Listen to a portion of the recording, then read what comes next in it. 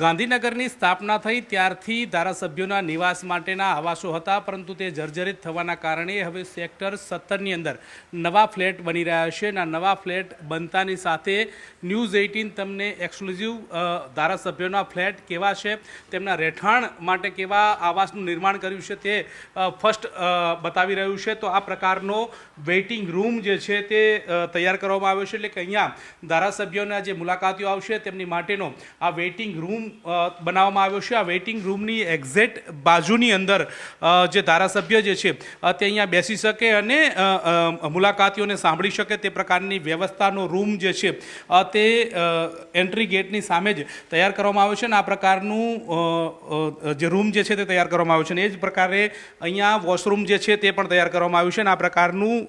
જે ધારાસભ્યોને ફ્લેટની અંદર જોવા મળી રહ્યું છે। આ જ પ્રકારે હવે અહીંથી ધારાસભ્યના ફ્લેટની મુખ્ય એન્ટ્રી શરૂ થાય છે કે આ પ્રકારનો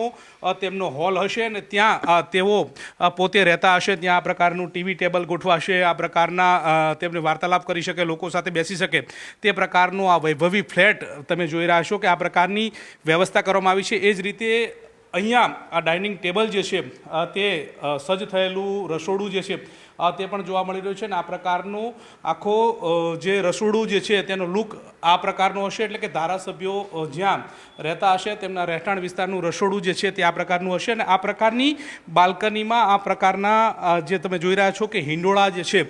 તે લાગવાના છે અને આ હિંડોળાની મારફત આ બાલ્કનીની બહાર તમે જુઓ તો અહીંથી તમામ ધારાસભ્યોના જે મકાનો જે છે તે દેખાશે। કુલ 9 જેટલા જે એપાર્ટમેન્ટ બનાવવામાં આવ્યા છે, જેમાં 216 ઘર જે છે તે નિર્માણ પામી રહ્યા છે ને આ બાલ્કનીથી ધારાસભ્યના નવા મકાનનો નજારો આ પ્રકારે હશે, એટલે કે અહીંથી તમામ ધારાસભ્યોના નિવાસસ્થાન જે છે તે આ રીતે દેખાશે। અહીંયા આ પ્રકારે હાલ તો ગાર્ડન નિર્માણ કાર્ય જે છે તે પણ ચાલી રહ્યું છે ને આ પ્રકારે ધારાસભ્યનો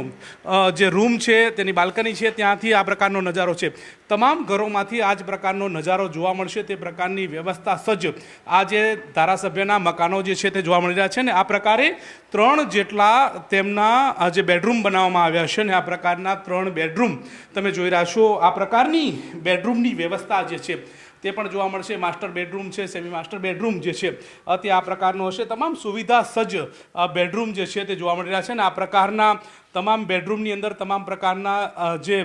વ્યવસ્થા હશે તે આ પ્રકારની હશે, એટલે કે ધારાસભ્યોએ હવે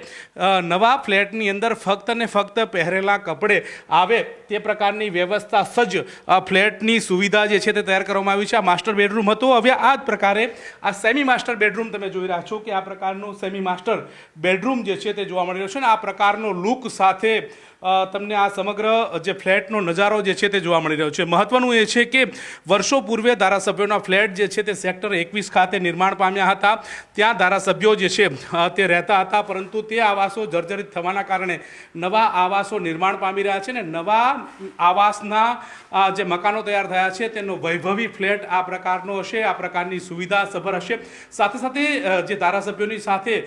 જે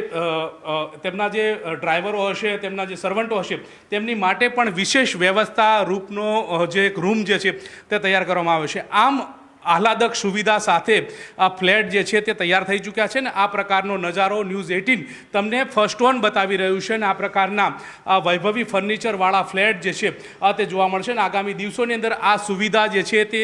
ગુજરાતના તમામ ધારાસભ્યોને મળશે ને આ પ્રકારના ફ્લેટ જે છે તે હવે નિર્માણ પામી ચૂક્યા છે। હવે ફક્ત ને ફક્ત ત્યાં ફર્નિચરની કામગીરી ચાલી રહી છે ને આવનારા દિવસોની અંદર આ તમામ ધારાસભ્યોને આ ફ્લેટની ચાવી પણ મળી જશે। હિતેશ પ્રજાપતિ સાથે ગૌતમ શ્રીમાળી, ન્યૂઝ 18 ગુજરાતી, ગાંધીનગર।